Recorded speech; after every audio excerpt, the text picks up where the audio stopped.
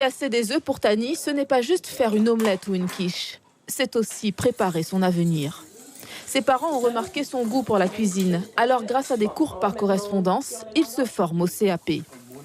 En semaine, Tani est accueillie tous les matins dans un IME, un institut médico-éducatif spécialisé dans l'autisme. Mais dans un an, cette prise en charge ne sera plus possible.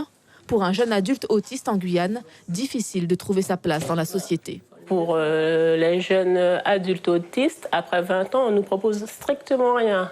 Il n'y a aucune structure aménagée pour... Enfin, si, il y en a une qui est déjà complète.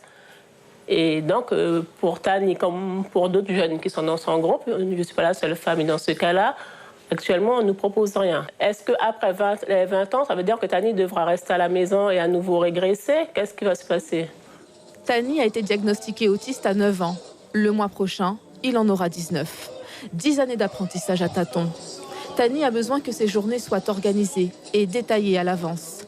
Il craint la nouveauté et comme beaucoup d'autistes, il peut avoir un geste violent ou pousser un cri s'il est gêné ou n'arrive pas à exprimer une émotion. Mais Tani a aussi des passions, le cinéma, l'ordinateur ou encore le dessin. Et ça, c'est ce qui s'appelle une histoire. Tada! En combinant des méthodes de communication sur l'image et d'analyse du comportement, les parents de Tani ont réussi à le faire progresser. Pour aller au restaurant, ou aller au cinéma, ou aller sur l'ordinateur, qu'est-ce que tu dois faire? Travailler.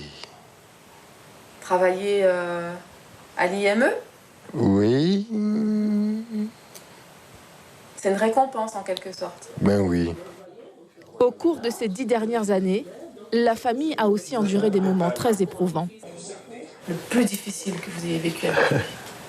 Ouais, bon, ça va être... Ouais, c'est des souvenirs douloureux. Peu après avoir été diagnostiqué, Tani s'est renfermé sur lui-même pendant près de 3 ans. Il parlait plus.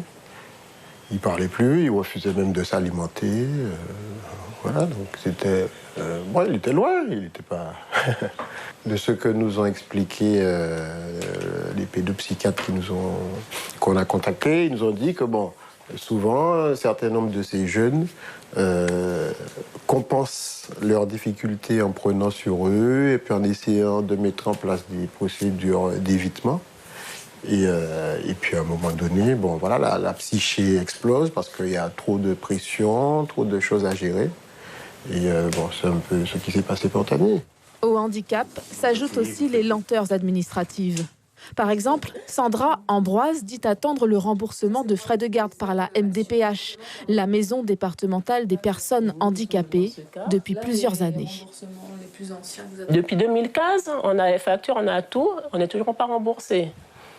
Et forcément, ça pèse sur votre quotidien, sur votre budget, c'est ça? Tout à fait, parce qu'on n'a pas que Tani, il y a 4 autres enfants. Et il faut, nourrir tout le monde, ça crée des frustrations, ça crée des choix au quotidien.